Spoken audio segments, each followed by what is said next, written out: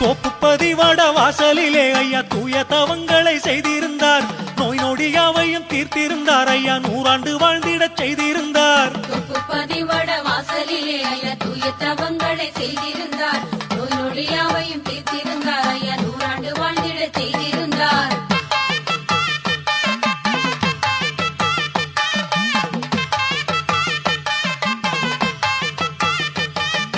வடக்கு திசை நோக்கி தவம் இருந்தார் ஐயா. வந்தவரை எல்லாம் ஏற்றிருந்தார்.